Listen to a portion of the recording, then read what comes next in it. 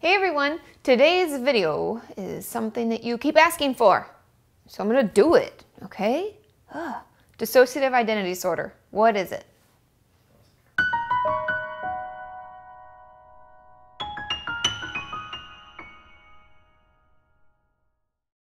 So like I said, today I'm gonna talk about DID, dissociative identity disorder, and that is a mouthful.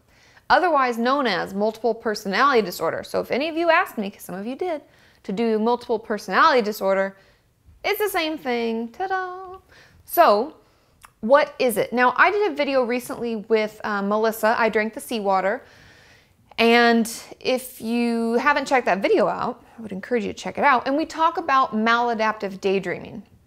And in that video, I talk about DID as well. So it'll give you kind of the spectrum, because I'm going to talk to you today about the spectrum of DID. Now, DID and dissociation is something that our mind does as a coping skill when things get really difficult for it to manage. So we get overstressed, we get traumatized, we get whatever it may be in our brain. It's almost like a protective mechanism where it's like, oh my gosh, I can't handle this. This is way too much. And we go into dreamland. And we float above ourselves to some extent. Some of you talk about dissociation like you're watching yourself do things, but you don't have any control over your body. Some people even describe that when they have panic attacks, like they almost can't help themselves. They feel like they're like drowning, like they're watching themselves, you know, float away. And it's something that our brain does when it just feels, honestly, like completely overwhelmed. So that's the reason behind it. Now, most of my clients who struggle with dissociation and have DID are people who have a traumatic past.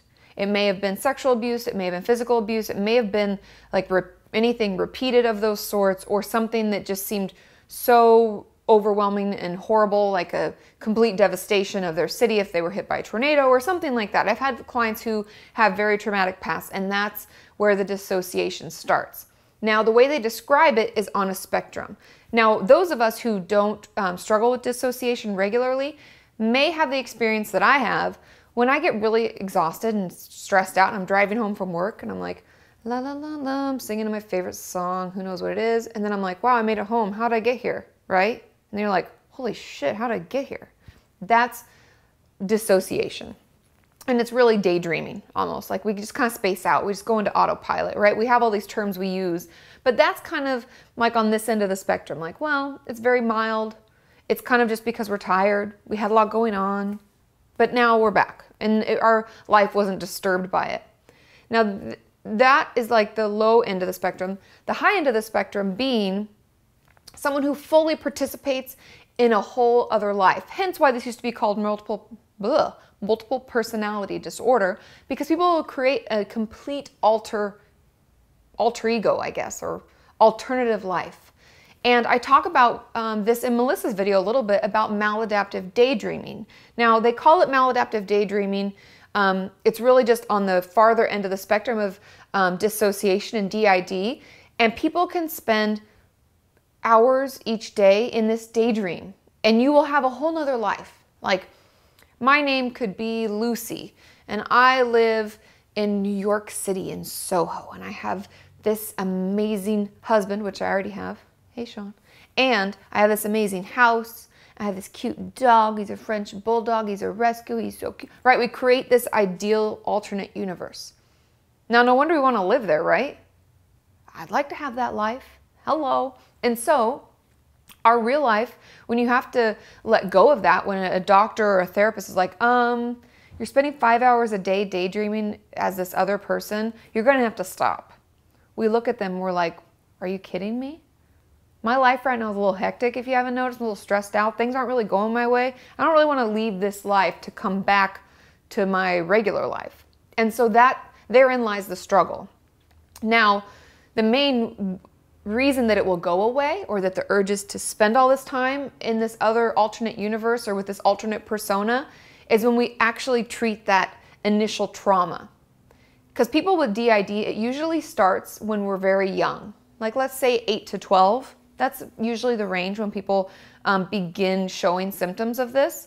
And it obviously can differ. If you've had a trauma when you're much younger than that, you might have remembered it younger, Or if the trauma happened a little older, you might be a little bit older.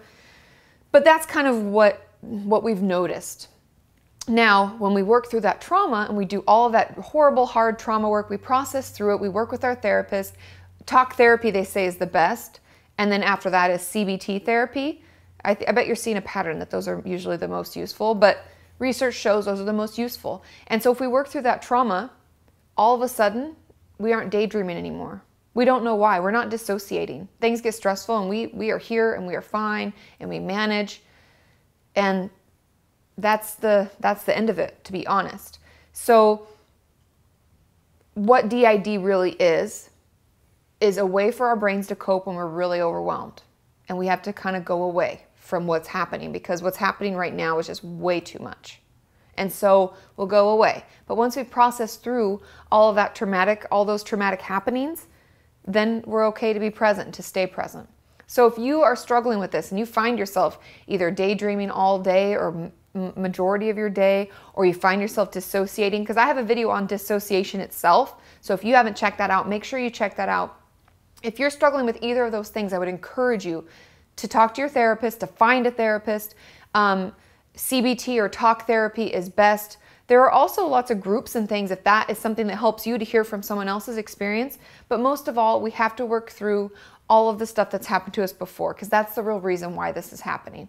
And I promise you that those urges to live in that alternate world will go away. So keep checking back, keep asking your questions. As always, leave your comments below. If you have something that's really helped you deal with your DID, let us know. We can help one another. And you can find me all over the internet, everywhere. Twitter, Tumblr, Google+. Make sure you have me on Google+. I am on Instagram, Kati Morton 1. Hey, I'm also on Facebook. I am on YouTube. Here you are. Hello. I have a website, katimorton.com. I'm everywhere. So make sure you check that out. Subscribe, follow, whatever. And you can ask me your questions, because I do FAQs during the week and you don't want to miss your chance to get your question answered. And I will see you all next week with another topic video.